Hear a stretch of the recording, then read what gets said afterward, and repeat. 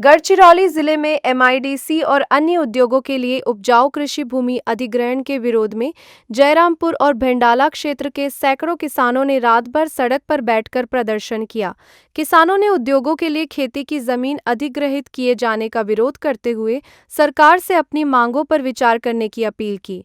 सामाजिक कार्यकर्ता संजय भोयर के अनुसार किसानों का कहना है कि जिले में सीमित भूमि ही खेती योग्य है और इसके बावजूद वैनगंगा नदी किनारे की उपजाऊ जमीन अधिग्रहित करने की प्रक्रिया चल रही है। किसानों के मुताबिक चामोर्शी तहसील के जयरामपुर के 13 गांवों और भेंडाला क्षेत्र की जमीन एमआईडीसी तथा अन्य उद्योगों के लिए ली जा रही है। प्रदर्शनकारियों ने आरोप लगाया कि जन सुनवाई में विरोध दर्ज कराने के बावजूद अधिग्रहण की प्रक्रिया जारी है। किसानों का दावा है कि 9 जुलाई को वरखेरो कंपनी द्वारा बिना अनुमति ड्रोन से सर्वे किए जाने का विरोध करने पर 7 किसानों के खिलाफ प्राथमिकी दर्ज की गई। किसानों ने मांग की कि खेती के मौसम को देखते हुए भूमि अधिग्रहण पर रोक लगाई जाए। उन्होंने सरकार से विकास के नाम पर किसानों को विस्थापित नहीं करने की अपील की है। खनिजाचे साठे मोठ्या प्रमाणात आहे। या लोहखनिजाच्या उत्पादनावर आधारित मोठमोठ्या कंपन्या गडचिरोली जिल्ह्यात येऊन इथे फार मोठ्या प्रमाणात गुंतवणूक होत आहे। मात्र आता त्या गुंतवणुकीसाठी अनेक कंपन्या गडचिरोली जिल्ह्यात पायघडा लागण्यास सुरुवात केलेली आहे। परंतु गडचिरोली जिल्ह्याच्या सुपीक ज्या जमिनी आहे त्या सुपीक जमिनी अधिकृत करण्याचा सरकारने अट्टहास केलेला आहे। गडचिरोली जिल्ह्यात 76% जंगल आहे, 25% शेतजमीन आहे। मात्र 25% शेतजमिनीपैकी 4 ते 5% कोरडवाहू जमीन आहे। उर्वरित फक्त 10 ते 15% जागेवरच लोकांना शेती करण्यास जमीन आहे। असं असलं तरी सरकारनं मात्र ज्या जमिनीवर सुपीक जमिनीवर लोक आपले उपजीविका करतात त्या उपजीविका करणाऱ्या ज्या जमिनी आहेत त्या अधिग्रहित करण्याचा विशेषतः हा सर्व जमिनी वैनगंगा नदीकाठच्या आहेत। चामोर्शी तालुक्यातील जयरामपूर परिसरातील 13 गावे आणि भेंडाळा परिसरातील गावातील जमिनी सुपीक जमिनी सरकारने अधिग्रहित करण्याचा जो आहे तो अट्टहास चालूच ठेवलेला आहे।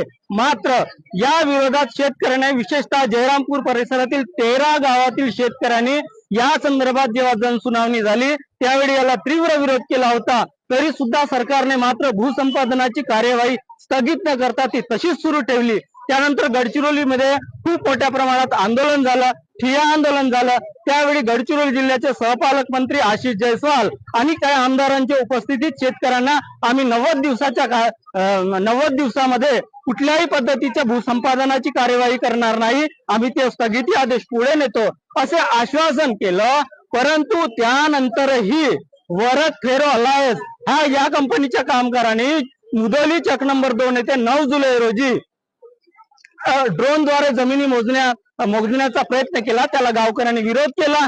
त्यांना ग्रामपंचायत कार्यालयामध्ये डांबून ठेवला आणि जाब विचारला, परवानगी नसताना तुम्ही आमच्या जमिनीची मोजणी कशी काय करू शकता? असं असताना सुद्धा मग त्या ठिकाणी लोकांनी जमाव केला, सरकारला किंवा प्रशासनाला जाब विचारला। परंतु प्रशासनाने त्यावेळेस त्या लोकांना सांगितलं की विनाप्रमाणात ड्रोन आहे, त्यांच्यावर गुन्हा दाखल करण्यात येत असल्याचं सांगितलं आणि आंदोलन मिटलं। मात्र असं असताना सुद्धा त्या दिवशी जे आंदोलन झालं त्या आंदोलनात 7 शेतकऱ्याविरुद्ध त्यांनी FIR दर्ज केला आणि गुन्हा दाखल केला आणि त्याच्यामुळे जयरामपूर परिसरातील जे शेतकरी आहेत, जयरामपूर परिसरातील 13 गावातील जे शेतकरी आहेत त्यांनी आष्टी पोलीस स्टेशन मध्ये धडक दिली आणि जाब विचारला की विना परवाना ज्याने आमची ड्रोनद्वारे जमिनी मोजण्याचा प्रयत्न केला त्याच्याच बाजूने हे सरकार आहे आणि सामान्य शेतकऱ्यावर कशा पद्धतीने हे सरकार बळजबरी करत आहे किंवा दडपशाही करत आहे याचा हा उत्तम नमुना। याच्यासाठी कारण आपण राष्ट्रीय महामार्ग 353C आणि राष्ट्रीय महामार्ग 353B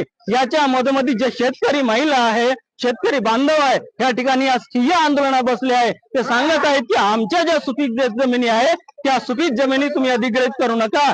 परंतु सरकार मात्र गडचिरोली जिल्ह्याचं प्रशासन मात्र उद्योग कंपनीच्या किंवा उद्योगपतीच्या पायगळ्या लागले आहे। गडचिरोली जिल्ह्याचे पालकमंत्री हे स्वतः देवेंद्र फडणवीस आहे, परंतु वारंवार शेतकऱ्यांवर दडपशाही वृत्ती सुरू आहे। याचं ते जिवंत उदाहरण आहे। आज शेतीचे कामे सुरू आहे, रोवणीचे कामे सुरू आहे, हंगाम सुरू आहे। मात्र अशाही परिस्थितीत शेतकऱ्यांना आपल्या शेत जमिनी वाचवण्यासाठी हा रस्त्यावरचा संघर्ष करावा लागत आहे। हा रस्त्यावर